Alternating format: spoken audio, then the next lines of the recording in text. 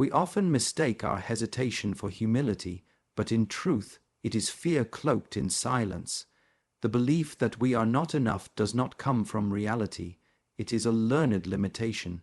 Every time we shrink from a challenge, we are not being cautious. We are practicing the habit of staying small. And over time, that habit hardens into identity. The mind begins to believe what it is told repeatedly. If you say to yourself, "I can't," long enough, you will stop trying. If you constantly choose ease over effort, your potential will remain untouched. This has nothing to do with your actual abilities. It is about the story you continue to accept as truth without questioning its roots. Smallness has nothing to do with external conditions. It is not your background, your status, or your resources that confine you. It is the internal voice that whispers, "Not yet," or "maybe later." Every time opportunity calls, you are not held back by what you lack. You are held back by what you refuse to release, your excuses. We choose smallness when we avoid discomfort. Growth demands that we stretch beyond the edges of familiarity, but many fear the unknown more than they fear mediocrity. And so they settle, not because they are incapable, but because they are unwilling to endure the tension that transformation requires. Your mind will try to protect you from failure by suggesting you aim lower. But in doing so, it also protects you from progress. Playing small may keep you safe, but it also keeps you stagnant. Real safety lies in strength, and strength is forged only in challenge. The less you engage your full self, the more distant your power becomes. To choose smallness is to betray the possibilities inside you. It is a decision to remain in the seed, rather than break open and become the tree. Life does not demand that you be perfect, only that you grow. And yet, many remain still, not from inability, but from the unwillingness to begin. You are never truly stuck. You are simply uncommitted. The door has always been open, but it requires effort to walk through. It requires the courage to leave behind the version of yourself that is comfortable but incomplete. Smallness is not a prison. It is a preference reinforced by repetition. Every moment offers you a decision: contract or expand, doubt or act, hesitate or rise. That choice defines more than your outcome. It defines your character. And until you recognize that you are the one making that choice, you will continue to live a life below your potential without understanding why power does not arise from inspiration alone. It awakens through the quiet, consistent practice of discipline. Every individual carries within them a vast reservoir of potential, but without a structure to shape it, that potential remains hidden. Discipline is the chisel that sculpts raw possibility into tangible strength. It does not make you more than you are. It reveals what has always been waiting beneath the surface. Most people wait to feel ready, but readiness is not a feeling. It is a result of repetition. The body becomes stronger not from thinking about movement, but from moving despite resistance. Likewise, the mind becomes sharper not from imagining clarity, but from choosing focus day after day. Discipline does not come from motivation. It comes from alignment with purpose, even when no one is watching. In a world that glorifies speed and convenience, discipline becomes a form of rebellion. It teaches you to slow down, to build layer by layer, to trust the process instead of craving instant results. Power built without discipline is fragile. It collapses under pressure because it lacks foundation. But power cultivated through daily commitment becomes steady, quiet, and unstoppable. Discipline removes the need for decision.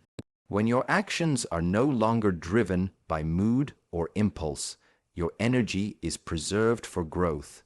You no longer ask, "Should I?" because your path is already chosen. This clarity creates momentum, and momentum creates transformation. What once felt difficult becomes natural, not because the challenge disappears, but because you have become stronger through it. There is power in routine, not because it is glamorous, but because it refines your will. Rising early, training your body, controlling your thoughts. These are acts of mastery that slowly shift your identity.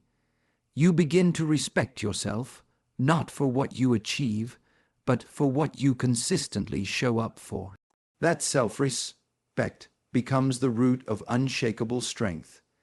Discipline is also the key to inner freedom. It removes the chaos of scattered action and replaces it with direction. The more disciplined you become, the less you are pulled by distraction, desire, and doubt. Your energy returns to its center, and from that center, your power begins to pulse. It is not loud, but it is undeniable. Many fear discipline because it feels like restriction, but true discipline is liberation.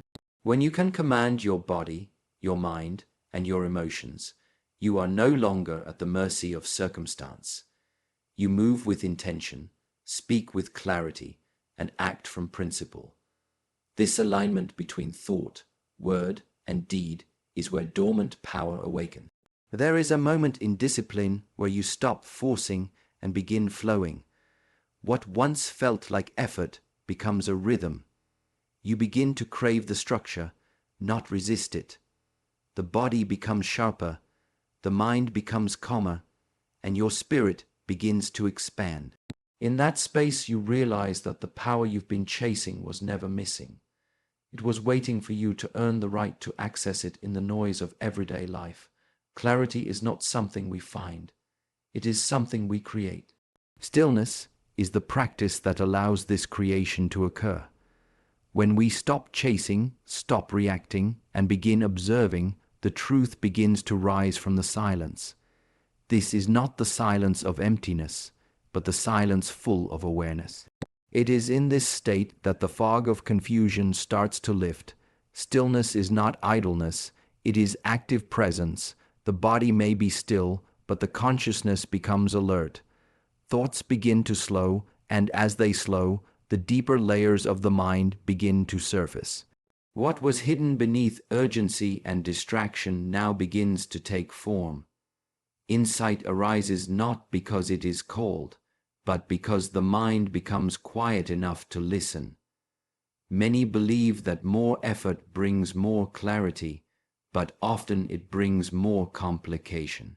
We search, we strive, we analyze until our thinking becomes a maze.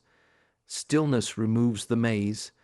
It draws attention inward and simplifies the scattered energy. In this space, priorities realign themselves and unnecessary burdens fall away. What is essential reveals itself without force. The breath becomes an anchor in stillness. As it slows, the nervous system softens, and the body releases tension it has held for far too long. In this physical release, mental weight is also lifted. The clarity that emerges is not just mental, it is embodied. You feel lighter, not because problems disappear, but because you are no longer entangled with them.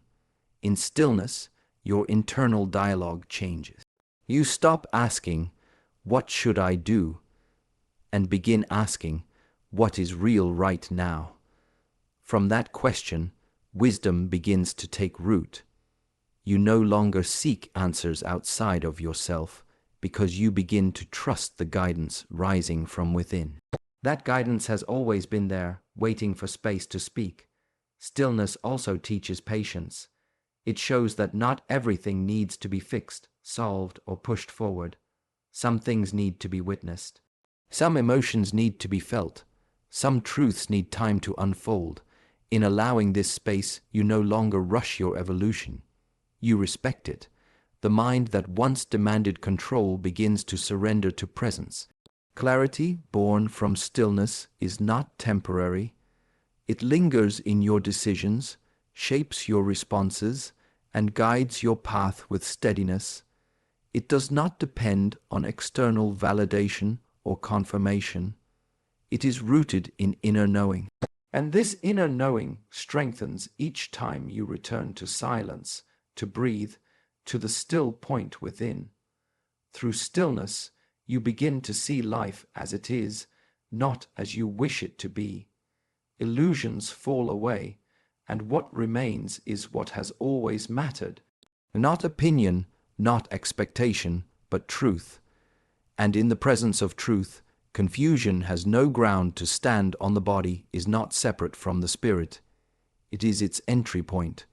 Through the body, we experience life, sensation, emotion, and energy. To neglect the body is to weaken the connection with the deeper self. Every breath you take, every step you walk, every posture you hold is a reflection of your inner state. When the body is misaligned, the spirit cannot fully express itself. Training the body is not merely a physical act. It is a spiritual discipline. It teaches patience through repetition, resilience through discomfort, and awareness through movement. When you move with intention, the spirit begins to respond. Your energy becomes more refined, your attention more grounded. You begin to feel the presence of something deeper moving through you. The breath is the bridge between body and spirit. When the breath is shallow, the mind is unsettled. When the breath is deep, the spirit expands. Learning to control and observe the breath is like learning the language of the unseen. It centers the mind, calms the heart, and awakens a quiet power that flows beyond words. Posture is more than physical shape.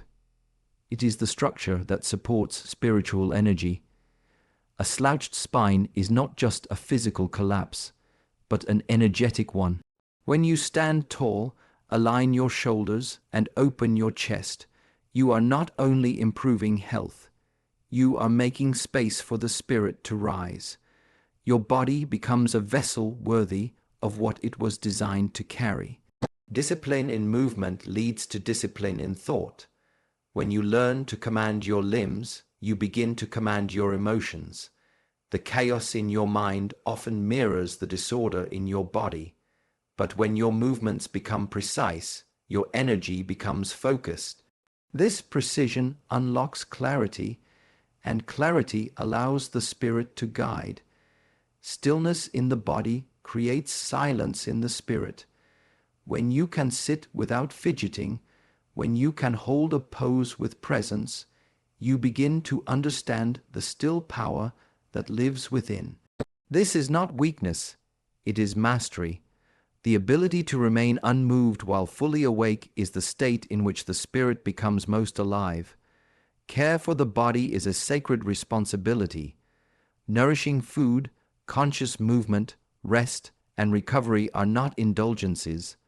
They are offerings. Each act of care strengthens the channel between your physical form and your higher self. When the body is treated with respect, the spirit feels honored, and it begins to reveal its guidance more clearly. You are not your body, but your body is the path you must walk to reach your highest self. It holds the keys to memory, intuition, and awareness. Through its sensations, you learn where energy is stuck and where it flows freely. Through its strength, you feel the confidence to act. Through its stillness, you awaken the presence of what has always been within. Resistance is not your enemy.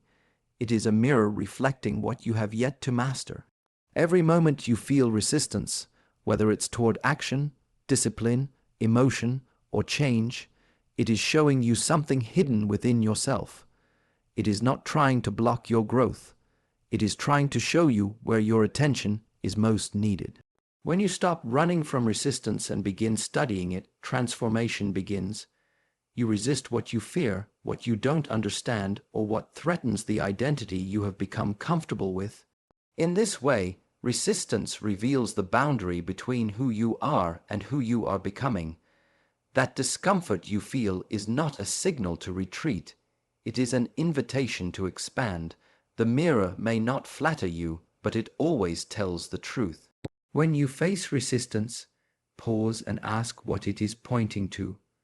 Often, it arises not because you are weak, but because you are on the edge of something powerful. Resistance shows up strongest when growth is near. It whispers, "Stay here, it's safer," even as something in your spirit begins to stretch beyond the old limitations. In this moment, awareness must rise higher than habit. Every challenge that brings resistance also brings reflection. You may resist waking early, not because it's impossible, but because it interrupts comfort. You may resist holding silence, not because it's painful, but because it reveals what noise has been hiding. In observing your resistance, you uncover the precise places where self-mastery is waiting to emerge. The mirror of resistance is never silent. It speaks through avoidance, procrastination, excuses, and fatigue. These are not flaws. They are messengers. They are trying to show you where you are still clinging to old stories, where you are choosing ease over evolution. By looking directly into this mirror, you begin to dismantle the illusions that have kept you small. Working through resistance is not about force. It is about understanding. When you learn to breathe through resistance, to stay with it instead of fighting it, a shift begins. What once felt like a wall becomes a doorway. The energy you use to push it away becomes the same energy that carries you forward. You stop fearing discomfort and start using it as a guide. You must recognize that resistance sharpens your awareness. It calls for your full presence, your full attention. When you lean into it consciously, you build inner strength that is not reactive but rooted. This rootedness gives you the ability to act from clarity rather than compulsion, to move not because it's easy, but because it's aligned with your highest self. To grow, you must not avoid the mirror. You must learn to look into it with honesty and courage. Resistance reflects your edge, your unfinished work, your untapped potential. It is not there to stop you, it is there to prepare you. Every time you meet it with awareness, you rise beyond who you were and take a step closer to who you are becoming. You are not the seed. You are the gardener, the one who decides what will grow and what will wither. Within you lie many seeds of courage, of discipline, of compassion, of power. But without care, without structure, without attention, even the strongest seed cannot rise from the soil. It is not enough to have potential. You must be willing to cultivate it with consistency. Many wait for life to plant the right conditions, the right weather, the perfect timing. But a gardener does not wait. He prepares the ground, waters the roots, removes the weeds. He understands that growth is not random. It is the result of deliberate daily practice. You do not become something by wishing. You become it by tending to it over and over again. Your thoughts are the soil. What you believe, what you feed your mind, what you allow to take root in your inner world, all of this determines whether your seeds will flourish or fail. Negative patterns, toxic self-talk, and emotional clutter are weeds that steal energy from what you are trying to grow. A true gardener is not just patient, he is watchful. You must understand the seasons of your own growth. There will be times of planting, times of waiting, times of pruning, and times of harvest. The gardener does not panic in winter, nor rush in spring. He knows each phase has its place, and each struggle serves the process. You too must learn to trust the rhythm of your development. Watering your potential means showing up when it is boring, when it is tiring, when it is silent. It means repetition without applause, effort without reward, and faith without evidence. The gardener does not need the seed to bloom overnight. He works with quiet conviction, knowing that each drop of water, each moment of care, is part of something unseen but certain. There will be storms, there will be droughts, but the gardener does not stop tending because the sky darkens. He strengthens the roots. He shields what he can. He accepts what is beyond his control and returns the next day to begin again. In the same way, your commitment must be greater than your mood, greater than your fear, greater than your circumstances. You do not grow by comparing gardens. You grow by committing to your own. The gardener does not envy another's harvest. He tends to his soil, his tools, his time. Your journey will not look like anyone else's, and it should not. You are not here to copy a path. You are here to cultivate your own with intention and presence. The power is not in what you've been given, but in how you use it. Seeds are not rare. Every person has them. What separates the fulfilled from the frustrated is not luck but labor, not chance but care. You are not waiting for something outside you to change. You are the one who must choose to rise each day and tend to the garden within.